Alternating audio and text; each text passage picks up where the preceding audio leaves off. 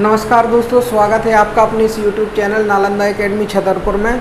तो जिस प्रकार से अभी जो हमारा टॉपिक को हम लेके चल रहे थे, तो क्या पढ़ रहे थे हम लोग, रिप्रोडक्टिव सिस्टम के बारे में चर्चा कर रहे थे, जिसमें हम लोगों ने मेल रिप्रोडक्टिव सिस्टम और फीमेल रिप्रोडक्टिव सिस्टम पढ़ चुके हैं। मतलब कि हम लोगों ने नर प्रजनन तंत्र तथा मादा प्रजनन तंत्र की चर्चा कर ली थी। तो आप कहेंगे कि ये क्या है, तो एक इसी से लगा हुआ एक छोटा सा टॉपिक जो कि हमें और चर्चा करनी है और आप लोगों को जानना भी इसके बारे में बहुत ज़रूरी है, क्योंकि इस टॉपिक से भी एग्ज़ाम में क्वेश्चन पूछ लिए जाते हैं। तो ये जो आज का हमारा टॉपिक है, तो ये पढ़ना है हमें नसबंदी के बारे में। ठीक है, नसबंदी के विषय में आप लोगों ने कई बार सुना होगा कि आखिर ये नसबंदी होती क्यों है ना, और आखिर ये कहलाती क्या है और इस प्रक्रिया में आखिरकार होता क्या है। तो इस विषय के जानना है अब हमको कि किस बारे में, कि आखिर ये नसबंदी इस प्रकार से होती कैसी है।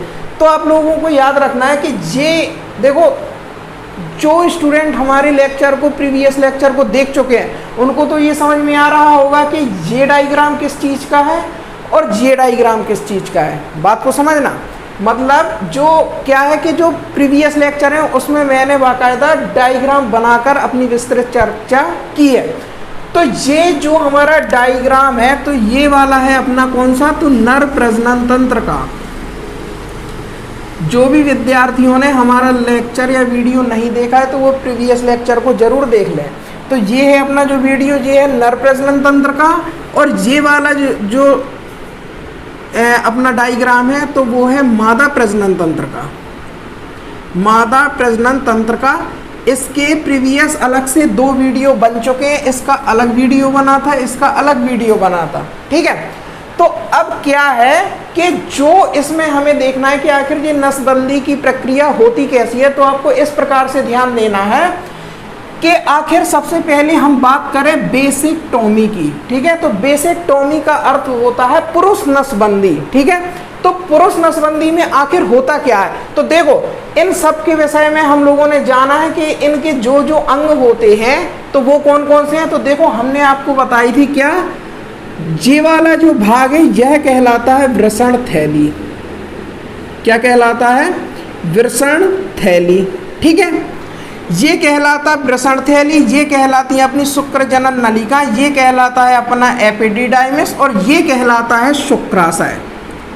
हमें इनमें जौन से मुख्य अंग हैं तो उनके बारे में देखना है। तो ये वाली जो आपको भाग दिख रहा है, ये वाला भाग है ना, बात को समझना, जो आपको ये वाला भाग दिख रहा है ये कहलाता है अपना क्या, शुक्रवाहिका। ये वाला भाग कहलाता है शुक्रवाहिका। ठीक है, तो इस प्रोसेस में या पुरुष नसबंदी में क्या किया जाता है कि जो यह शुक्रवाहिका होती है, तो शुक्रवाहिका को यहाँ से, अर्थात हम क्या कह दें, ये कह सकते हैं ना कि शुक्रवाहिका को वृषण थैली में, ठीक है, शुक्रवाहिका को वृषण थैली में काट कर क्या किया जाता है, बांधा जाता है। अब आप लोग कहेंगे कि सीधा सीधा काट दिया जाता है, तो भैया ऐसा बिल्कुल नहीं होता है। क्या है कि जो ये पुरुष नसबंदी या बेसिकटॉमी है, तो ये क्या है कि यह एक शल्य क्रिया के द्वारा किया जाता है, या इसे हम यूं कहें कि यह एक परिवार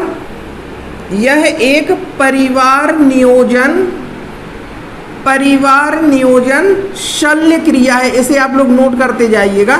यह एक परिवार नियोजन शल्य क्रिया है, जिसमें मतलब यह क्या है कि जो ये पुरुष नसबंदी या बेसिकटॉमी है, यह एक परिवार नियोजन शल्य क्रिया है, जिसमें शुक्रवाहिका को, ये जो हमारा डायग्राम हमें दिख रहा है, इसमें जो ये अंग दिख रहा है आपको, ये कहलाती है शुक्रवाहिका। शुक्रवाहिका को वृषण थैली के अंदर, देखो ये अंदर है ना, वृषण थैली के अंदर काट कर बांध दिया जाता है। शल्य क्रिया अर्थात क्या कहलाता है कि मतलब ऑपरेशन के द्वारा, ऑपरेशन को अपन लोग क्या कहते हैं, शल्य क्रिया कहते हैं।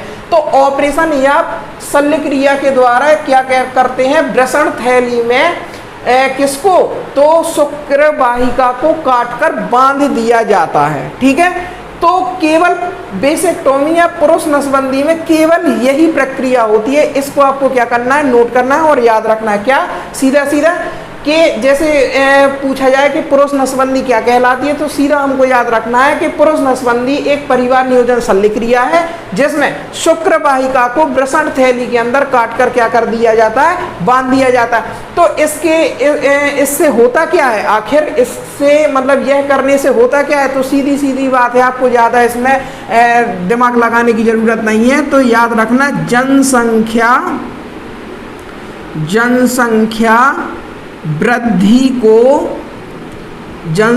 वृद्धि को रोकने के लिए बस केवल आपको पुरुष नसबंदी में इतना ही याद रखना है और कुछ भी इसके अलावा क्या करना है, याद नहीं रखना है। ठीक है, तो इसके बाद यदि हम बात करें पुरुष नसबंदी के बाद, तो इसके बाद आती है महिला नसबंदी, जिसे हम क्या कहते हैं, ट्यूबेक्टोमी। ट्यूबेक्टोमी के क्या कहलाती है, यह कहलाती है महिला नसबंदी। तो अब इस प्रोसेस में क्या होता है, तो देखो इसमें भी हमने क्या है कि आज हमने इसका डिस्क्राइब नहीं किया है। क्यों नहीं किया है, क्योंकि इसके जो प्रीवियस लेक्चर हैं उसमें हम हर चीज डिस्क्राइब कर चुके हैं, किस प्रकार की प्रोसेस होती है, इनमें क्या क्या क्रियाएं होती रहती हैं, ये सब हमने क्या किया है, विस्तृत चर्चा इसके लेक्चरों में कर चुके हैं। तो अब केवल हमको समझना है कि आखिर इसमें महिला नसबंदी और पुरुष नसबंदी होती कैसे है। तो आखिर अब ट्यूबेक्टोमी या जो हम कहें महिला नसबंदी में क्या होता है, तो आपको देखो ये तो पता होगा कि ये वाली जो संरचना हमने पढ़ी थी, ये वाली, ये क्या कहलाती है, सोचिए बताइए।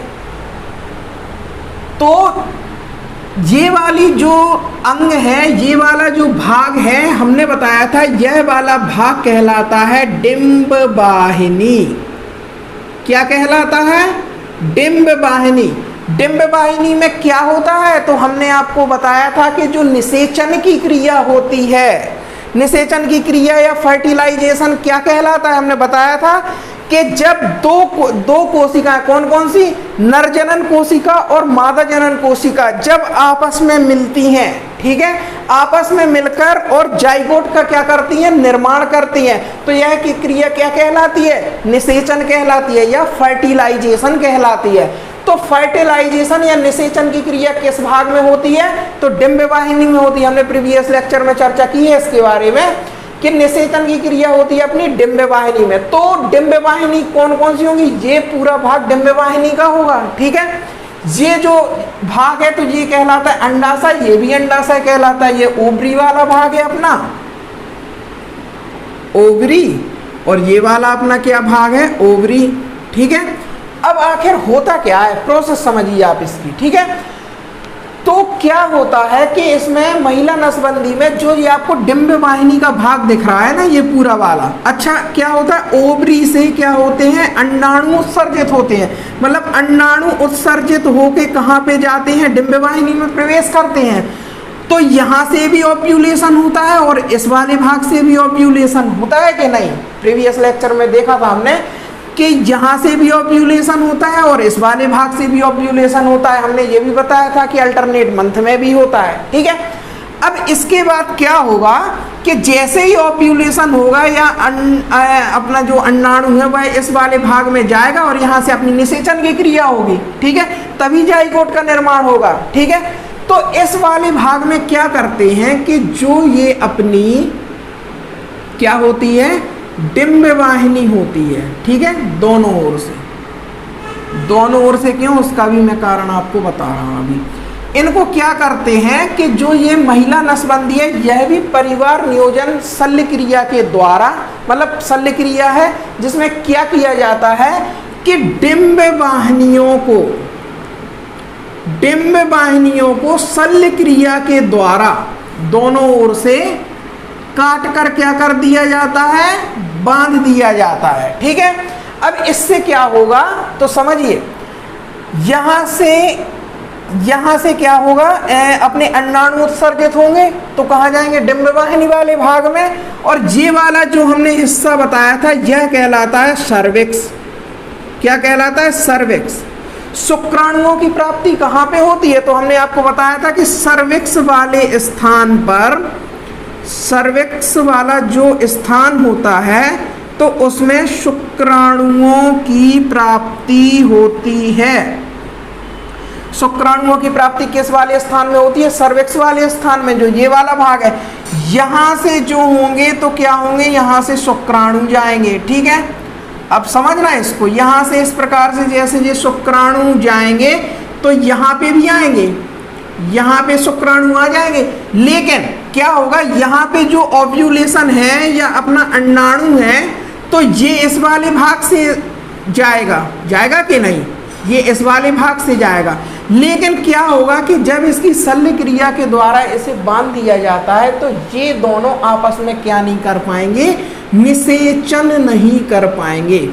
क्या नहीं कर पाएंगे? तो याद रखना आपको, निषेचन की क्रिया, निषेचन की क्रिया नहीं होगी। अब जब निषेचन की क्रिया ही नहीं होगी तो जाइगोट का निर्माण भी नहीं होगा, और जाइगोट का निर्माण भी नहीं होगा तो यहाँ पे जो हमने बताया था आपको कि प्लीसेंटा के द्वारा जो भ्रूण का विकास होता है वो भी नहीं होगा, है ना। तो इस प्रकार से क्या होगा कि शिशु का जो मतलब बताया था कि जो शिशु होते हैं तो उस प्रकार से भ्रूण का विकास ही नहीं होगा, ना शिशु का जन्म होगा, ठीक है। तो इस प्रकार से यह प्रोसेस चलती है। इसी कारण से यह नसबंदी की प्रक्रिया क्या होती है? अपनाई जाती है। नसबंदी की प्रक्रिया के दौरान क्या होता है? जनसंख्या वृद्धि में क्या होती है? रोक होती है। और यह एक क्या है? एक परिवार नियोजन शल्य क्रिया है। महिलाओं में इनकी डिंब वाहिनियों को क्या करते हैं? काट कर अलग कर देते हैं दोनों भाग को, और फिर उसके बाद क्या होता है कि अंडाणु और शुक्राणुओं के में निषेचन की क्रिया नहीं हो पाती है, जिस कारण से जाइगोट का निर्माण नहीं होता है। जाइगोट का निर्माण नहीं होता है तो भ्रूण का विकास नहीं होता है, ठीक है। इस प्रकार से जो होती है, इसमें भी आप समझो, इसमें आखिर क्या होता है कि यहां से जो हमने बताया था ये वाला जो भाग कहलाता है, तो ये क्या है? अपनी शुक्र जनन नलिकाएं, शुक्र जनन नलिकाएं। बात को समझना ध्यान से, शुक्र जनन नलिकाएं हैं ये वाली, ठीक है। तो ये क्या करती है? शुक्राणुओं के निर्माण में सहायता करती है। फिर एपिडिडाइमिस द्वारा क्या करती है? स्टोर किए जाते हैं। उसके बाद यह क्या होती है? शुक्र वाहिका में प्रवेश करते हैं। अब जिस प्रकार से शुक्र वाहिका में, केवल मैं अब पुरुष नसबंदी की बात कर रहा हूं, बात याद रखना, शुक्र वाहिका में शुक्राणुओं ने क्या किया? प्रवेश किया। देखो समझो, अब शुक्राणुओं ने यहां से प्रवेश तो किया, लेकिन अब यहां से जब हमने बताया था कि यह वाला जो स्थान कहलाता है, ये कहलाता है शुक्राशय, बताया था कि नहीं? तो यहां से क्या मिलता है? यहां से इसको देखो, यहां पे क्या सिट्रिक एसिड होता है, हमने ये बताया था, यहाँ सिट्रिक एसिड मिलता है। यहां से इसको यहाँ पे क्या मिलता है? फ्रक्टोज की प्राप्ति होती है। तो फ्रक्टोज और सिट्रिक एसिड से क्या होता है? शुक्राणुओं में गति उत्पन्न होती है। अब जब यहाँ से शुक्राणु इस वाले भाग में आएंगे नहीं, क्यों? क्योंकि यहाँ से हो गई है इसकी नसबंदी, ठीक है। या इस वाले भाग को काट कर क्या कर दिया? बांध दिया गया, तो शुक्राणु यहाँ प्रवेश ही नहीं करेंगे, ठीक है। अब यहाँ जब प्रवेश नहीं करेंगे तो इसके बाद यहाँ पे शुक्राणु क्या हो जाएंगे? खत्म हो जाएंगे। शुक्राणु का यहाँ तक विकास होगा ही नहीं, ठीक है। तो इस प्रकार से होती है पुरुष और महिला नसबंदी। बात को समझ में आए?